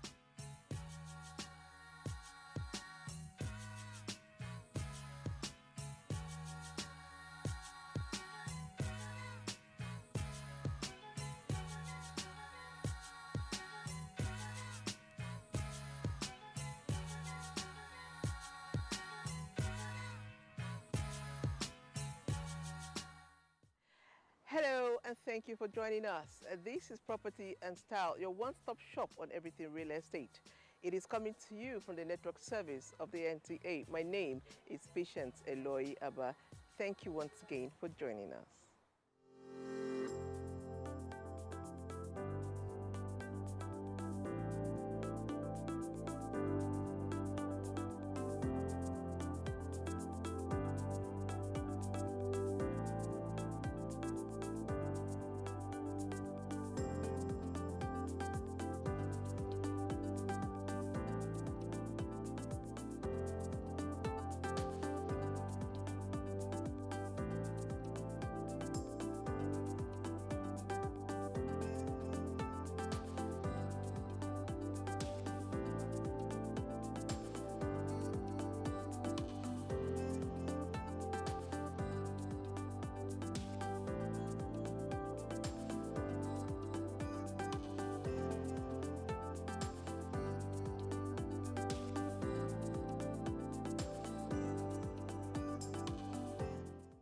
Welcome back. If you're just joining us, this is Property and Style coming to you from the network service of the NTA.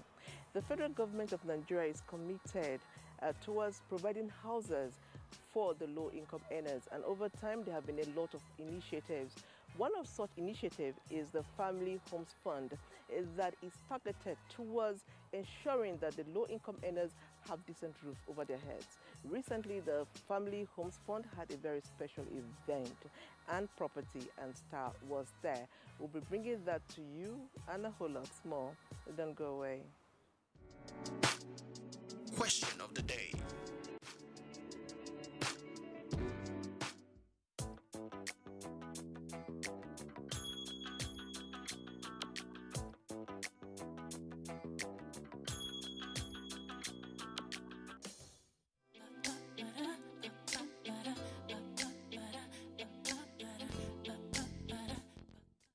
As part of the federal government efforts to bridge the Nigerian housing gap through Social Housing Intervention Funds Program, Family Homes Fund Limited, a subsidiary of the federal government, owned by the Federal Ministry of Finance and Nigerian Sovereign Investment Authority, brought together all parties to the signing of the transaction document for raising an issuance of 10 billion naira 7-year 13.00% Series 1 Ijara lease under the Sukuk Insurance Program on Thursday, 15 July 2021 at the Congress Hall of Transcorp Hilton, Abuja. The event had in attendance key players in the housing subsector. In his opening remarks, the Chairman Board of Directors, Family Homes Fund Limited, Suleiman Barau, OON, congratulated all parties for their relentless efforts towards such a milestone. Let me welcome you, ladies and gentlemen, and let me congratulate us all. The great peak we are witnessing today is possible because of the kind support we receive from the Honorable Minister herself, who, on behalf of Mr. President and the federal government, has been the backbone of the Family Homes Funds. With the issuance of the 30 billion Sukuk bond, Family Homes Funds Limited commitment to financing the development of housing in Nigeria is indeed further strengthened and presents a great source of hope to the average Nigerians who are seeking to have a home of their own. Family Homes Funds Limited initiated this issuance as one of the measures towards attaining its strategic objective of bridging the housing gap of 17 million that have been hanging around, also providing millions of jobs and enabling facilitating economic growth.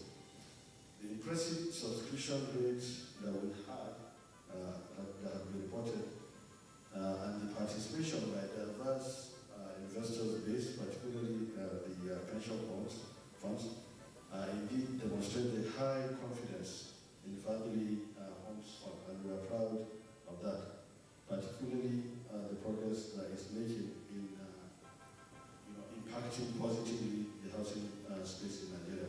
I'm very, very, very, very happy, Honorable Minister, that I'm part of this success today. Thank you very much. The Honorable Minister for Finance, Budget and National Planning, who was ably represented by the Permanent Secretary, Aliu Shehu, had this to say. As we know, housing is one of the key indices for measuring development in any country.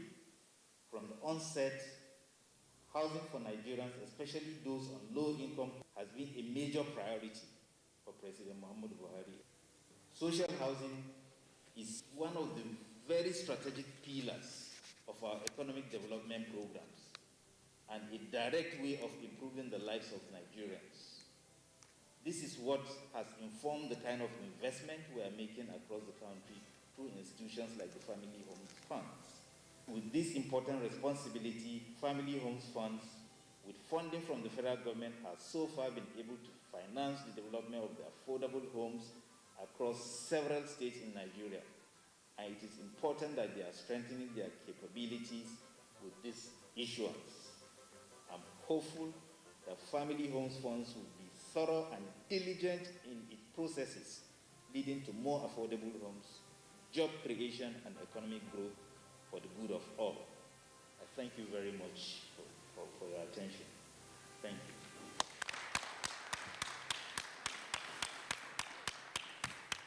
The Managing Director of Family Homes Fund Limited, Mr. Femi Adewale, highlighted the significance of the event.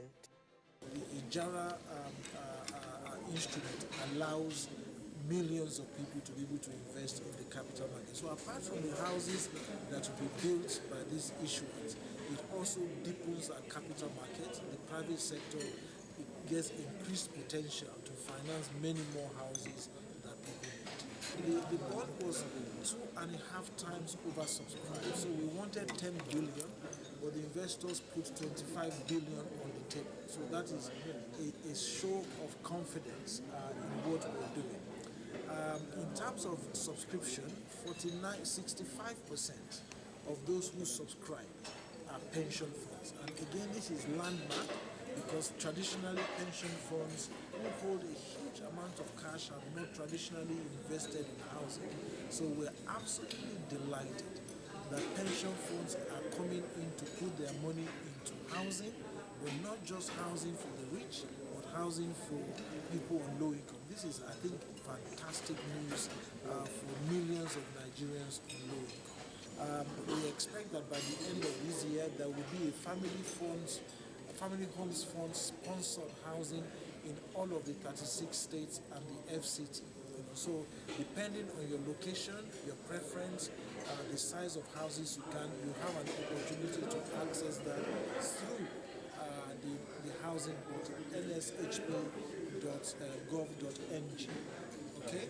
Outside of that, locally there are significant through the press advertisements of access to these homes being made, so you can also access them through your cooperatives and local contact details.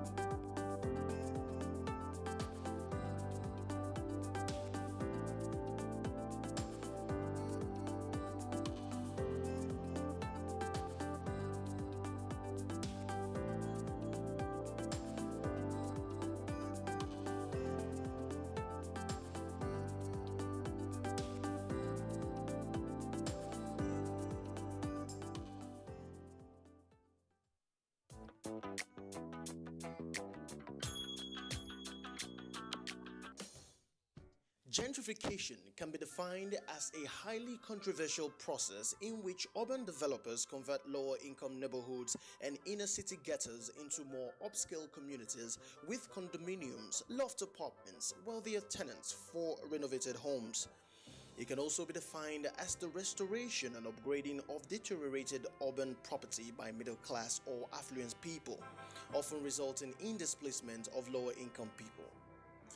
Since the current residents cannot afford to pay their higher rents or assume a mortgage, gentrification efforts usually force them into even lower class areas with even higher crime rates.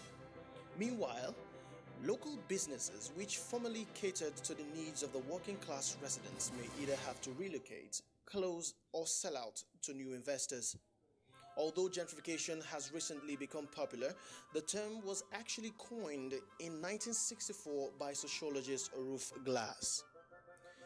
She came up with it to explain the replacement of working or lower class people by middle class individuals in London. In Nigeria, there are, however, both up and downsides to this practice. A few of the advantages of gentrification include provision of better needed facilities like good access roads, clean water, and improved electricity. Not forgetting other static values like better city designs and landscapes.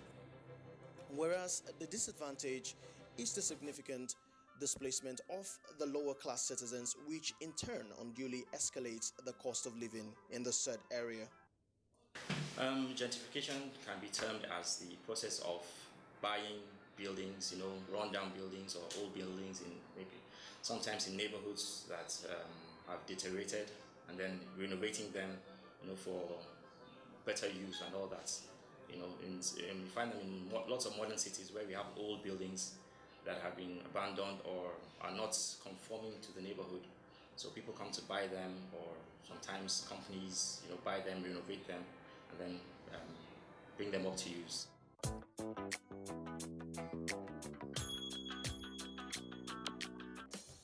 Well, yes, advantages. You find out that it brings up the value of the neighborhood. Like for example, in Wuse 2 now, Aminu Kano Crescent, Ademola de Tukumbo, most of the old buildings are being bought up by banks and companies, and they are renovating them. It's giving the neighborhood a very good look, a more modern look, and then it's bringing up the property value in that area. So those are some of the advantages. In areas where you have deteriorating buildings, lots of hoodlums tend to hide there, and then when these people come, it's a problem. But then when you buy these buildings, renovate them, you reduce crime there. That's a very good advantage as well.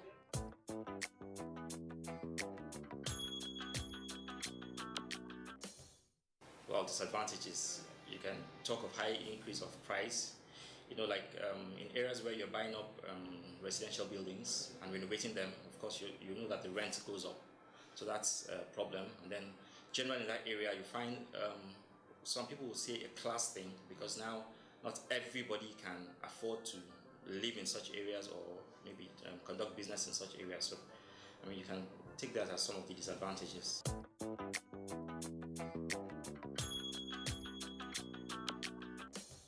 Well, yes and no, because when I say yes, you're improving on the architecture of the area, the aesthetics of the area. You're bringing up, modern-looking buildings, improving on the general look of the area. But then when I say no, because you're also you may want to maintain some, what I say, old culture, and then when you put new things there, you're kind of bringing down that.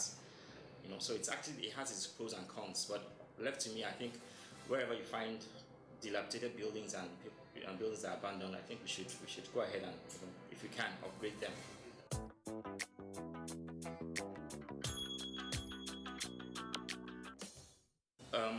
That's going into social housing now. Yes. Some of the past administrations in the FCT tried to do that, with the mass housing thing.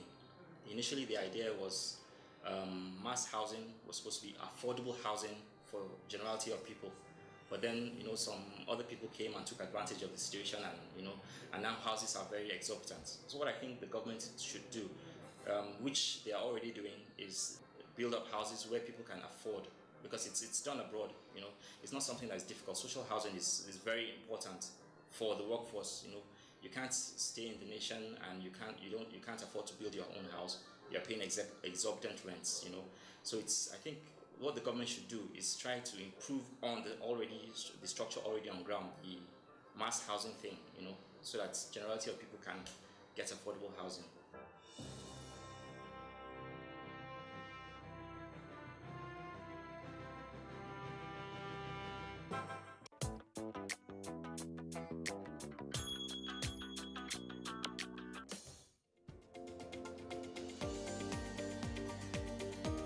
I'm a resident of this Fuller Estate.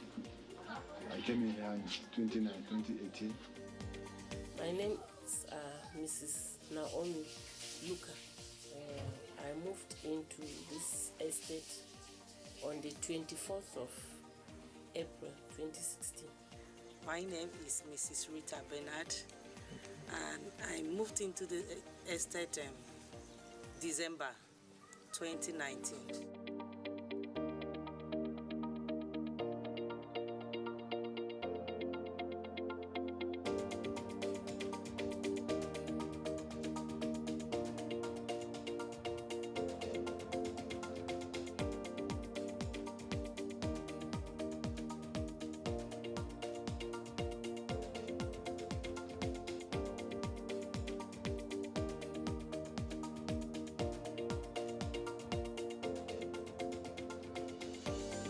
Here for the first 4 months, it was only me and my son and the security men at the gate. But when I go to sleep, I sleep as if I'm not in this planet Earth. The place was very neat, so much of oxygen around, fresh air, green, as if I was very close to nature. I used to call it my small London, because I've not seen a place as good as this before. So it was a thing of joy for me. It was happiness coming into this estate. The reason why I moved in the environment is awesome. Like the first time my husband bought the house and he brought us here, I was like, I don't like the place, it's too inside.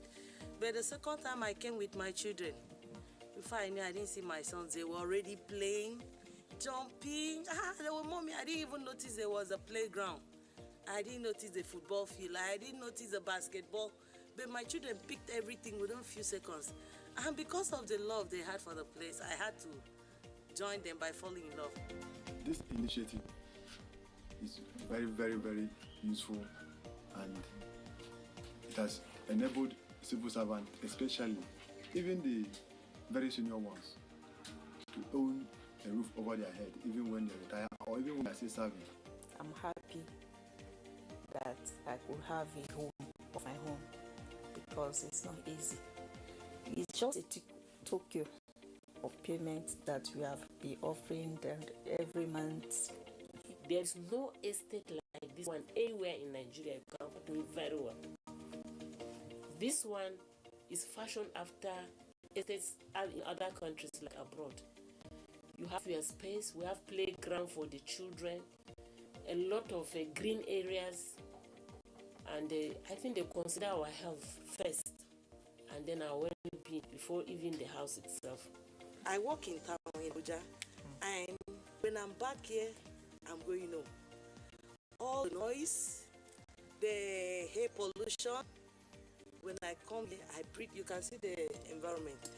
I breathe the natural air.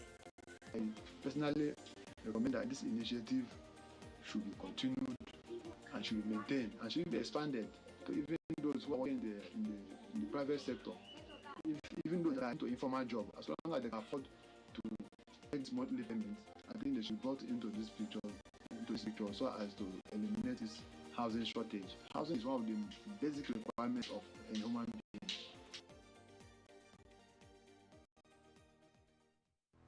NTA Properties Investment Company Limited, a subsidiary of Nigerian Television Authority, specializes in creating comfort in all areas of life, such real estate investments, that is, land, houses, and offices, mass leasing, savings and loan scheme, and so much more. Other information and entertainment services include Property in Style, a TV program that airs on the network service of the NTA, and also Property Connect, a nationwide magazine. Our priority is to bridge poverty gaps and sustain quality welfare of our clients. Partner with us and watch us help you grow. Pay us a visit today at the NTA headquarters permanent site, Area 11 Abuja, or our Lagos office at number 15 Awolowo Road, Ikoyi, Lagos. For more information, visit our website on www.ntaproperties.com.ng, or you can email us on nap2000@yahoo.com. Call us on 00-6641-7900. NTA Properties Investment Company Limited, the much needed help at your doorstep.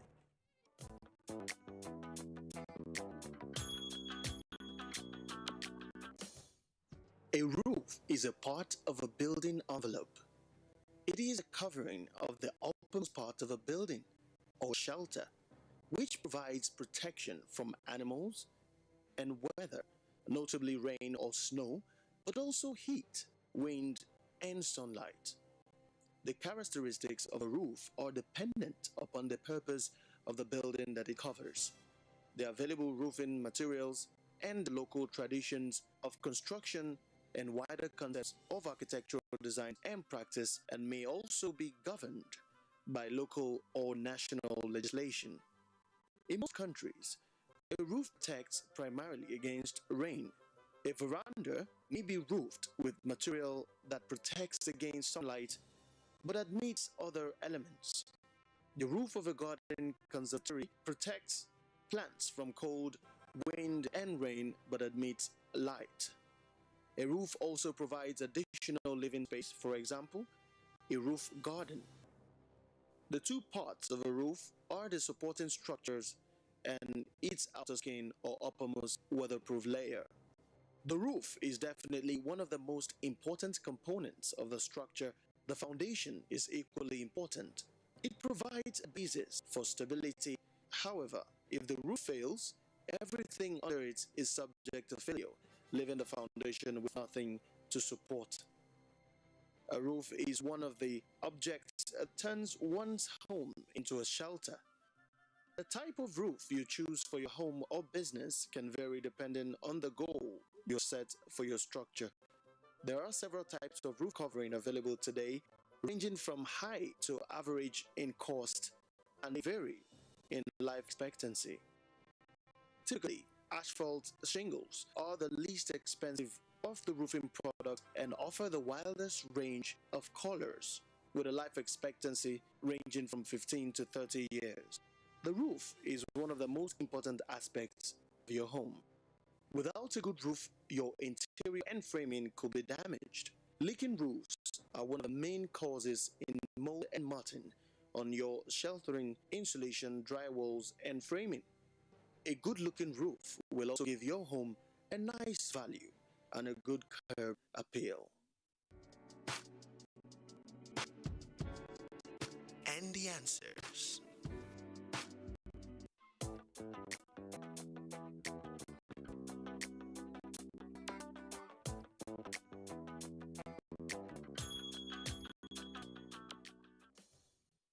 We've come to the end of today's episode of Property and Style, and like I always say, when any business within the built environment, please consult the professionals. Until we come your way next week, goodbye, and God continue to bless Nigeria.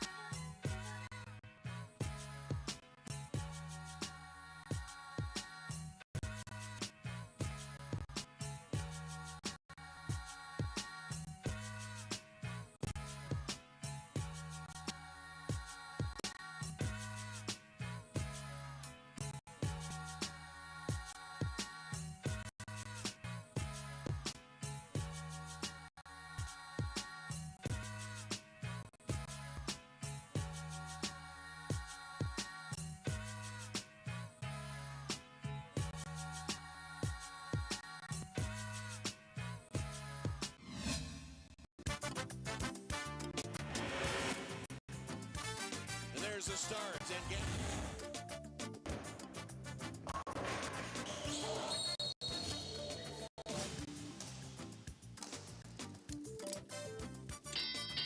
Promises to share out.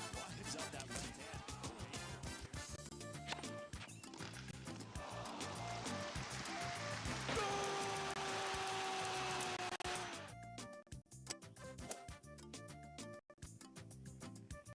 Archbishop of basketball, go! He hung on that net like a stalk up a tree. NTA Sports 24 brings you all sports, all time and all day. Tune in to NTA Sports 24 on Star Time Channel 270, StarSat on Channel 434, and Free TV on Channel 731. NTA Sports 24, where sports thrive.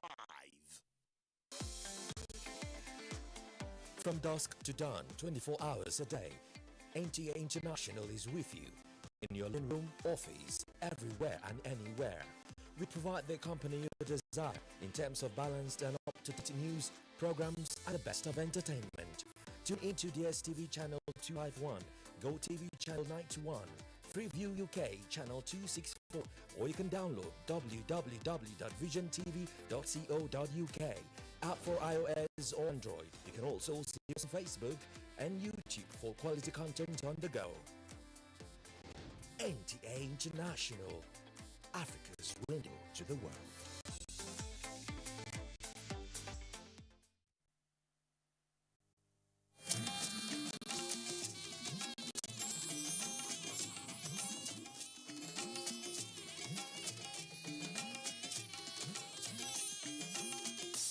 This is the network service of the NTA.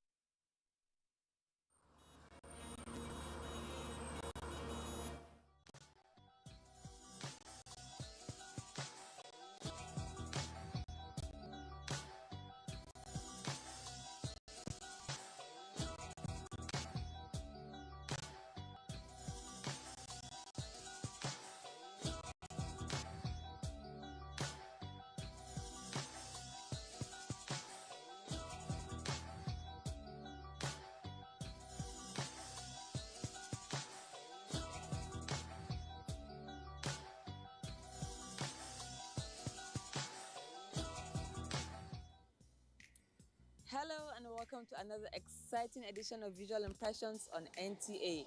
I am Umar Mohammed. Now today on the program we'll be looking at art from a different perspective. The versatile nature of art has led some curious artists exploring various places in respect to displaying their artworks. While they were at it on the streets of Abuja, visual impressions spoke to some of them, who in return